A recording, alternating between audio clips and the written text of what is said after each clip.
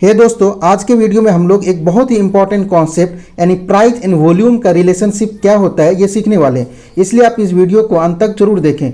आप इस चार्ट में देख रहे होंगे कि इसमें दो तरह का चार्ट है, एक ब्लू कलर का चार्ट है और दूसरा ग्रीन और रेड कलर का चार्ट है। ब्लू कलर का जो चार्ट है ये वॉल्यूम चार्ट है और ग्रीन और रेड कलर का चार्ट है ये प्राइस चार्ट है।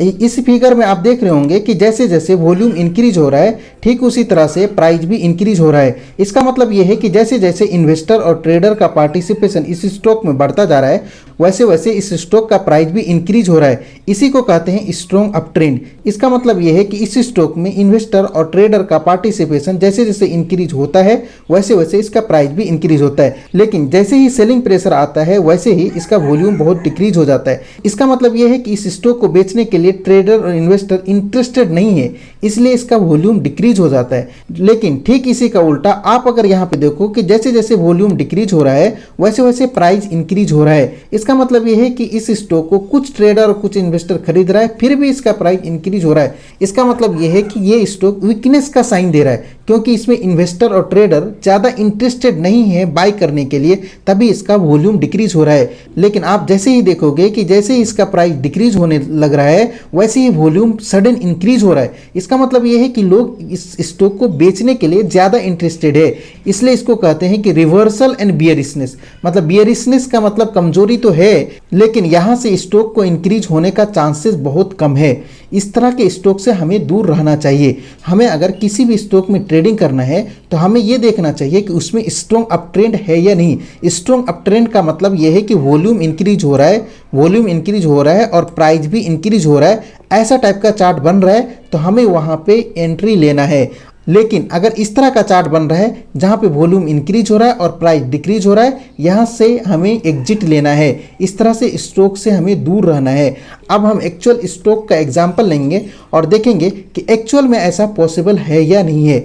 इसके लिए हम tradingview.com में ICICI जनरल इंश्योरेंस का चार्ट ओपन कर लेते हैं और यहाँ पे इंडिकेटर में जाके 24 आवर का वॉल्यूम सेलेक्ट करते हैं। और जब आप सेलेक्ट करेंगे तो आपके सामने इस तरह से चार्ट ओपन हो जाएगा और ये जो वॉल्यूम दिखा रहा है ये 24 आवर का वॉल्यूम है।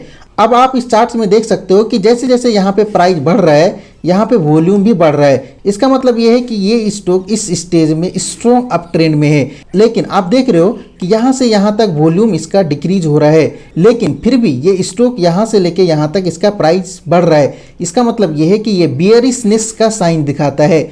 लेकिन जैसे ही ये स्टॉक डिक्रीज होने लगता है वॉल्यूम सडनली इंक्रीज होने लगता है।